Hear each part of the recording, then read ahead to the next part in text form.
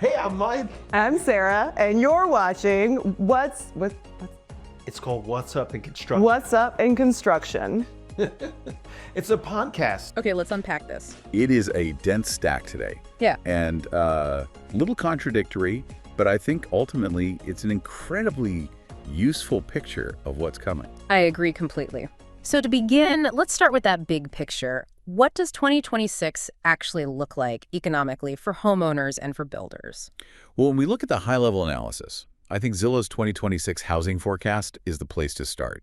It really signals a significant shift away from the wild volatility we all experienced in 2022 and 2023. Yeah. They characterize the forecast as leaning toward, and this is their term, modest momentum. Modest momentum. Yeah. The market is, as they say, finally settling into a healthier state. And that's after a year of what they call small wins in 2025, where we saw some, very marginal affordability gains. Healthier feels like a very relative term, though. What does that modest momentum actually look like on paper? On paper, it looks like stability. And that's maybe the most important word. Zillow's economists are predicting that U.S. home values will grow modestly by only 1.2% in 2026. Wow, just 1.2%. It's tiny.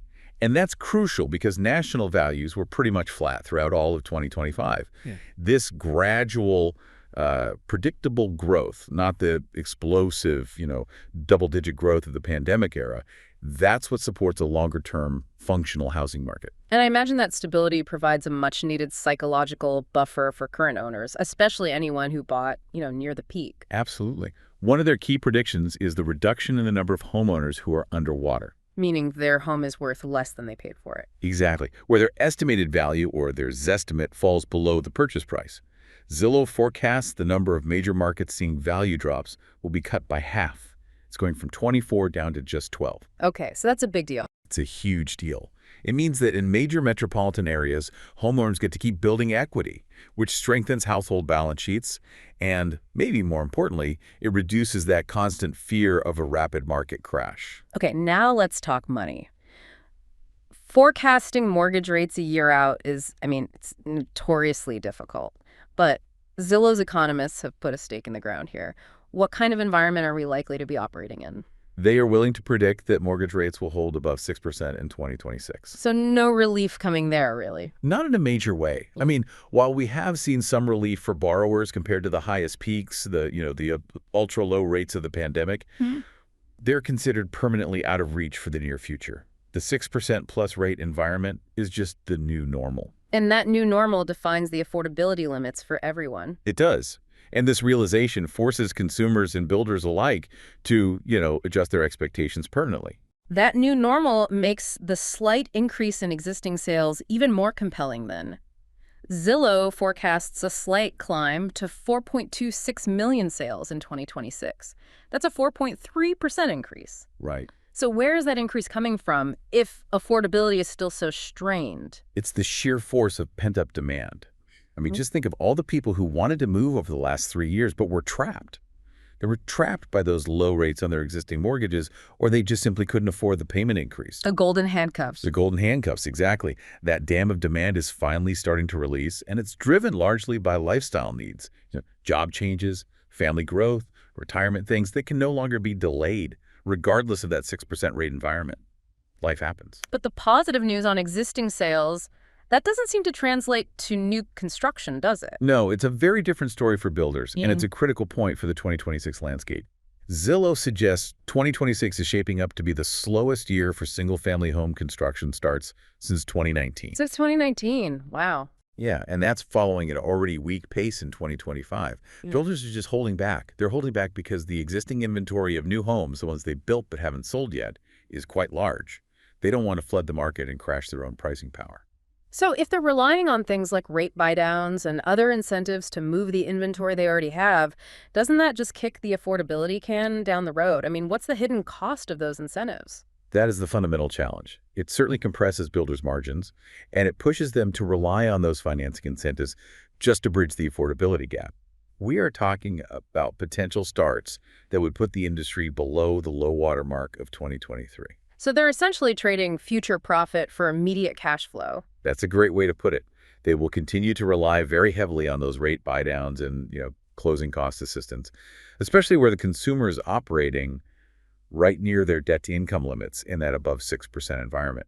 So the housing market is steadying out, but that doesn't mean life was easy for the people actually building these homes. To understand 2026, we have to look back at the policy and market chaos they were navigating in 2025. Smart Brief painted a really vivid picture, calling 2025 a year of rapid pivots and jarring reversals. That description is spot on, especially when you consider the regulatory and policy front. The year started with immediate headaches, like the threat of a tariff roller coaster. I remember that, the volatility around those sudden tariff announcements. They caught fixed-price builders completely off guard early in the year, right? Completely. And the immediate impact wasn't just on the cost of materials, it was on risk management. The uncertainty around procurement, it actually increased builders' risk insurance costs. Yeah. It forced insurers to adopt these really complex underwriting models. So how did builders react? They reacted by standardizing price escalation clauses in their contracts, essentially shifting the cost risk back to the end buyer or the developer. Which makes sense, but the panic didn't last forever. That's right. By mid-year, the panic began to ease. A poll in May showed that 44% of firms were less concerned than they had been initially. The dust sort of settled, but not before some policy consequences rippled out globally. Like Canada retaliating. Exactly. Yeah. Canada retaliated swiftly, blocking bids from U.S. contractors on public projects, which immediately shrank the backlogs for large multinational firms that operate across the border. Okay, so if we connect this to the broader picture, the tariffs created a lot of procurement uncertainty and some legal risk, but they didn't ultimately derail the actual cost of materials as much as everyone initially feared. And that's a key piece of information we'll use later when we look at lumber prices. Very specific components. It really is. Ken Simonson of the Associated General Contractors of America noted a severe shortage of key equipment, specifically high-voltage transformers and heavy-duty switchgear. And why is that? A lot of that equipment was diverted to natural disaster recovery efforts, which pushes other commercial and, importantly, residential projects farther out into the future. Wait, so let me get this straight. The same surge in demand that is, in a way, saving the construction industry is simultaneously creating a supply chain bottleneck that impacts residential builders trying to complete new homes. Exactly. And that bottleneck is worsened by the chronic skilled labor shortage we already talked about. The demand for data centers forces contractors to pay massive premiums for highly specialized electricians, welders, and commissioning teams. That labor competition directly impacts the price that residential builders pay for their own specialized trades, making new residential construction, which is already weakened, even more expensive and difficult to staff. So, the macro view is this study in contradiction. The housing market is slowly stabilizing, but the construction industry itself is navigating policy whipsaws, high-cost skilled labor competition, and grappling with this unprecedented but highly complicated demand in the data center sector. And this complexity, this contradiction, it provides the perfect narrative bridge to our next section. We're going to shift now from the chaos of the construction site and the unpredictability of policy to the intention of the design studio. Okay. The modest economic stability we just discussed, and particularly the stabilizing material costs we'll detail later, is underpinning a core philosophical change in how we view the home.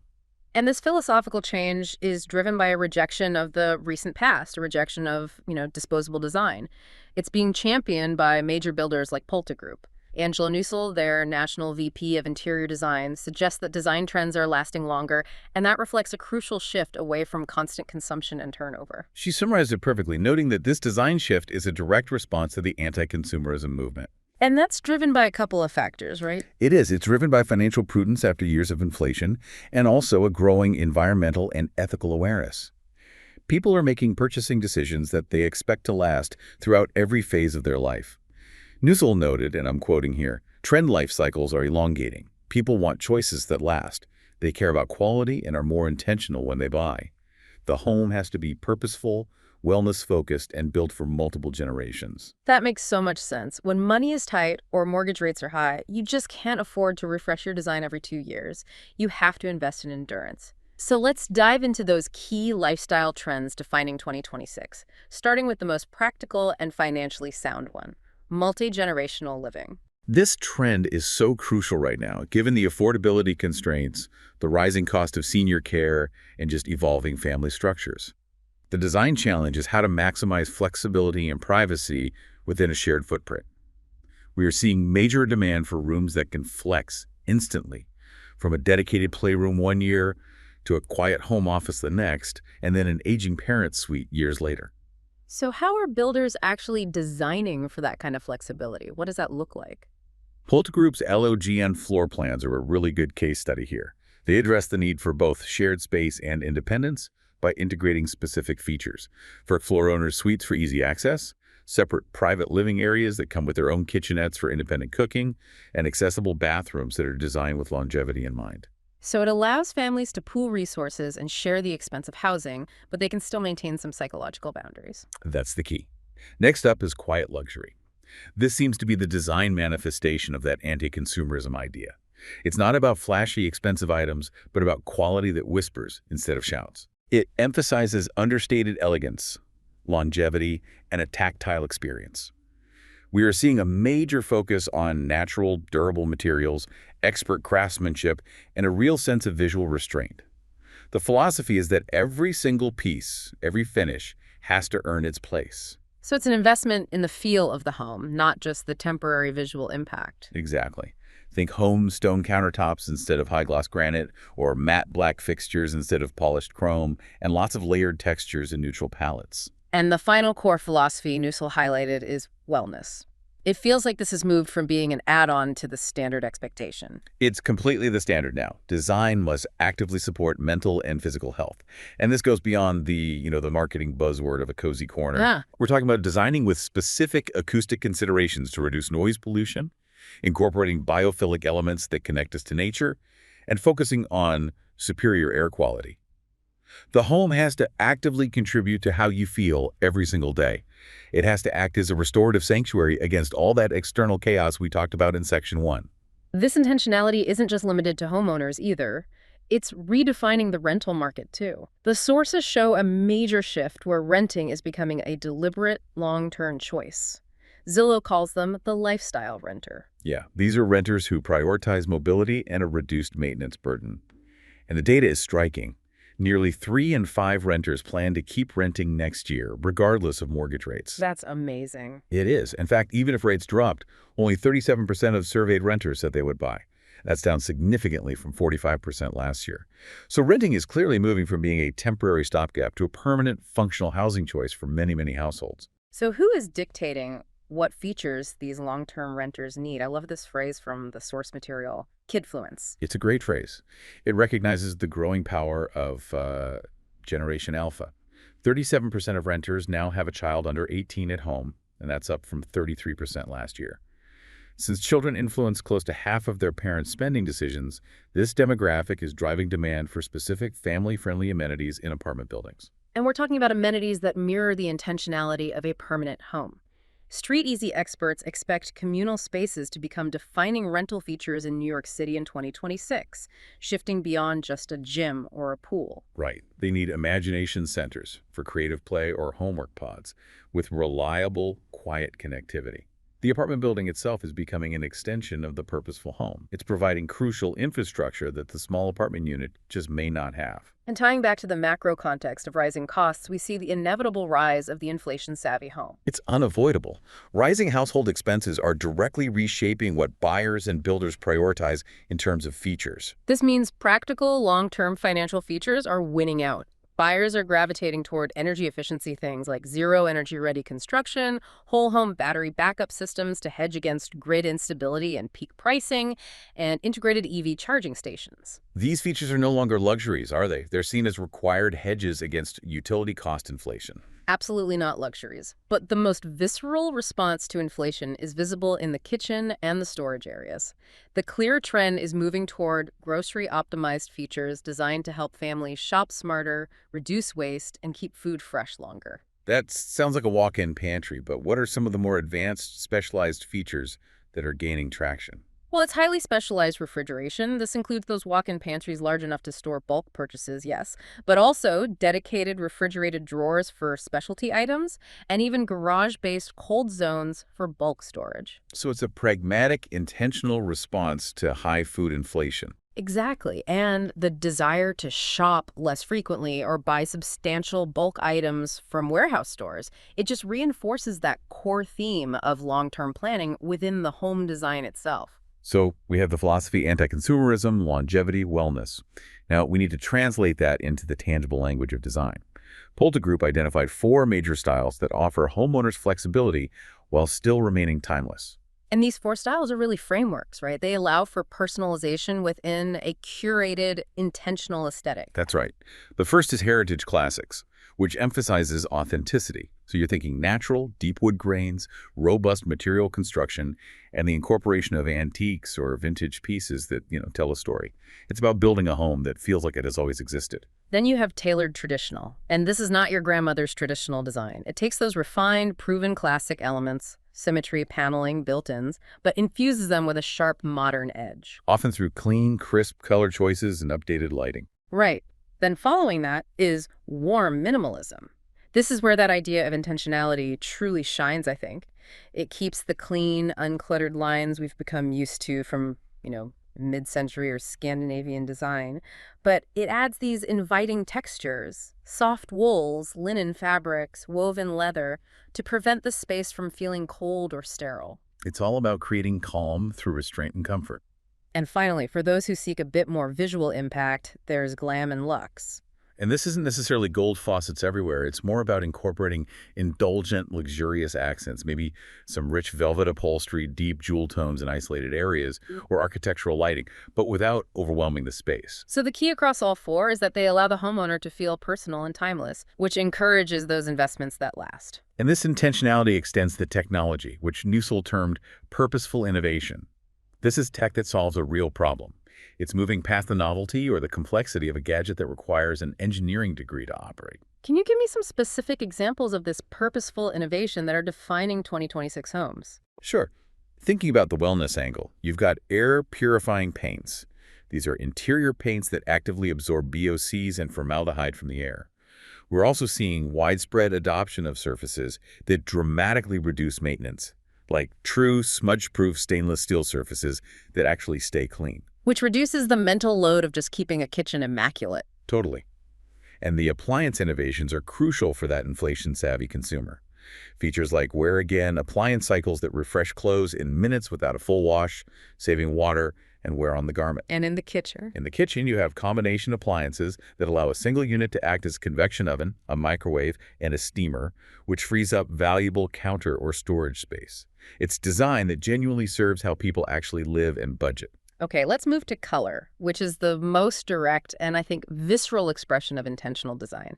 This is where we can contrast the high-level psychological palettes from Polta Group with the specific trending hues identified by sources like Jay Goman. Polta Group's color analysis really focused on psychological benefits and lasting appeal. They highlighted the timeless drama of black and white, using black elements like window frames against lighter, warm walls, or dark cabinetry against light countertops to create that sharp contrast that never goes out of style. They also noted the shift toward colors that actively reduce stress. So that means bold blues and dimensional greens are trending specifically because they support well-being and calmness, connecting us subconsciously back to nature. And the desire for that cozy, enduring warmth comes through in the coffee-inspired palettes. Think rich mocha, latte, and espresso tones, coupled with soft hands and warm taupes. These shades are very grounding and sophisticated. Nusselt also pointed out that we're getting more creative with surface finishes, incorporating metallic, opalescent, and pearlized textures to add subtle depth without needing aggressive color changes. Okay, now let's get granular with the trending hues from Joe Momo. They suggested that relying on safe neutrals like Pantone's Cloud Dancer may have missed the mark, and they encouraged designers and homeowners to opt for more adventurous, expressive colors that still feel natural. And the colors they identify are intrinsically linked to the wellness and anti-consumerism movements because they are derived directly from the natural world. First up is teal. Teal, okay. Trend forecasters are calling it the perfect intersection of greens representing the earth and blues representing the ocean. Why is it popular now? It's known for being calming, restorative, and comforting. It pairs really easily with other earthy tones like terracotta or warm woods to create a holistic, balanced environment. So you could use a deep teal in a high-gloss finish for a dramatic powder room, or a muted teal as an accent wall in a quiet, mindful corner. Exactly. Next, we have a return to the red family. Claret, bronze red, and garnet. These shades evoke nature fall leaves, precious gemstones, and fine wine. How do you use red without it feeling overwhelming? Well, for sophistication, J.O. suggests incorporating these reds using lush, durable textiles like velvet or silk in jewel tones, or you can ground them with materials like terracotta for a more earthy, historical feel. Red, when it's used intentionally, creates focal points and warmth, which is particularly important in rooms designed for community or conversation. And applying those red undertones to the brown family brings us to chestnut. Chestnut is so critical for 2026 design because it provides deep warmth without feeling dated or heavy. While it can be dark and serious as a wood stain, using it as a paint color is key. It brings this intense warmth, especially when it's paired with a lighter warm brown or a soft taupe. So it's being used to create depth and architectural interest. Exactly. It's visually striking as trim or as a contrast color above or below a chair rail. It just creates dimension, making a room feel both anchored and dynamic. And finally, a great choice for a neutral shade that's more adventurous than, the typical white, beige, or battleship gray. Mineral blue. Mineral blue is described as a soft wash of blue. Think of it as the color of the pale sky just after dawn. It is an ideal choice for large, expansive areas, living rooms, main bedrooms, because it brings a sense of ease and calm. It connects the occupant to the open, natural world, but it avoids the heaviness of deep blues while providing more visual interest than a standard white. Now we have to ground those high-level aspirations in the raw data, the cost of the materials themselves. This is the reality check. And this section is so crucial because the cost of framing and finishing materials dictates the viability of long-term projects and the builder's confidence to commit to quality. If lumber costs are volatile, builders simply cannot afford to invest in those quiet luxury finishes or large energy-efficient features. Fortunately, the sources confirm a positive trend that mirrors that Zillow stability forecast. The summary for 2025 was defined by an absence of chaos. That's the key. There were no big price swings or the shortages that many had feared from the tariffs. Critically, supplier price list numbers are mostly down or flat from last year, and that is the financial bedrock for intentionality. Let's break down the volatility using the 3-month data for framing packages from 2 major competing suppliers, Harbin and Carter. We're dealing with specific dollars and cents here, which is the most granular detail you can get. Okay, so starting in November, both framing packages rose slightly from October. Harbin's package rose 3.6%, which is up about $90. Carter's rose a little less at 2.6%, or about $70. At that point, Harbin held a decent advantage of about $125. Which was about 4.8% better pricing overall. Right. Then came the crucial reversal in December, which showed that material demand was softening. Harbin's framing package dropped back down 3.6% from November. It fell significantly to $2,453. That's almost $90 less than the previous month. And what drove that drop? It was driven by 2 major components, pre-cut studs, and notably the price of 7/16 OSB dropping.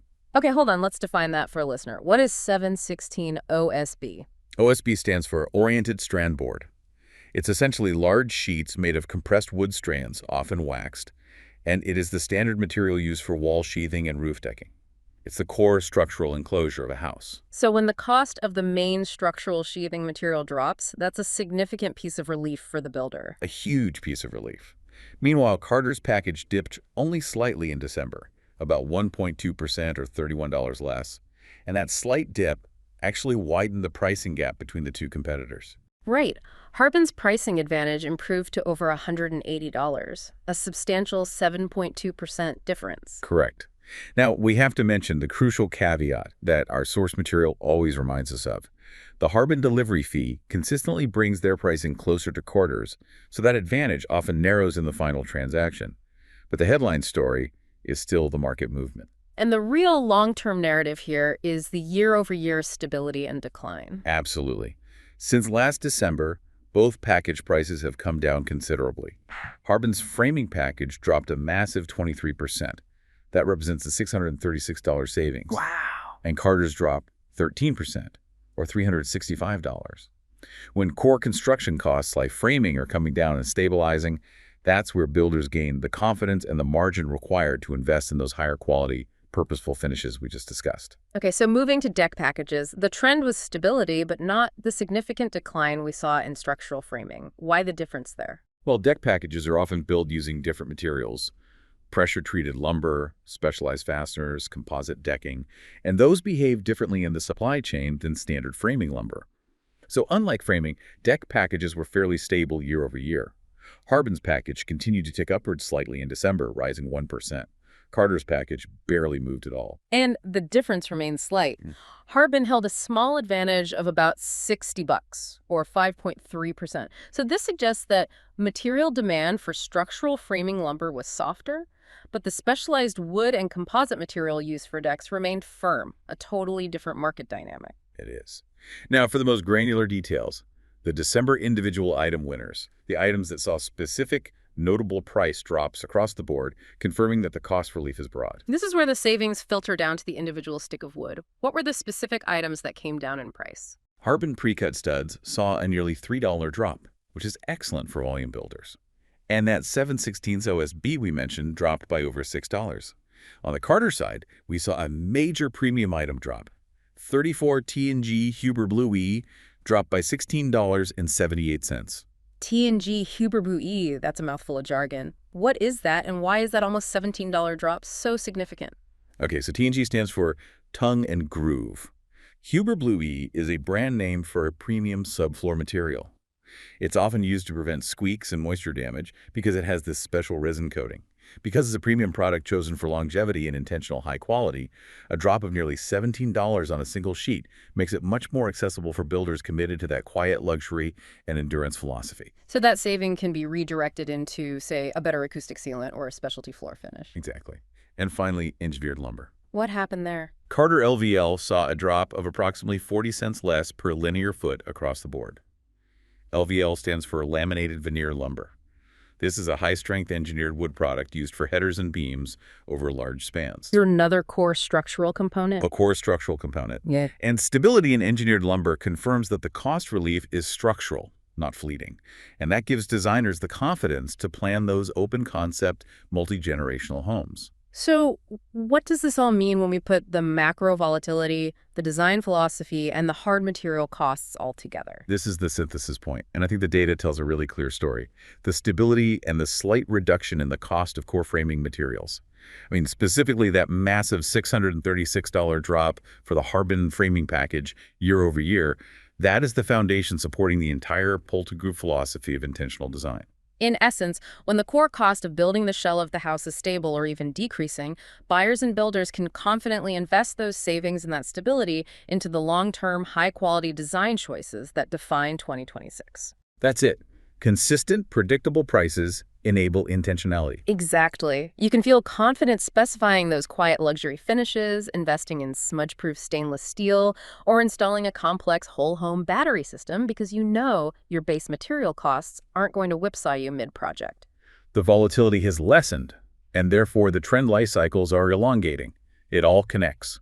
Let's quickly review the core takeaways for you, the learner. 2026 is defined by affordability gradually improving, driven by that pent-up demand, though mortgage rates are stubbornly holding above the 6% mark. The construction market is being pulled intensely by the enormous new demand for data center construction.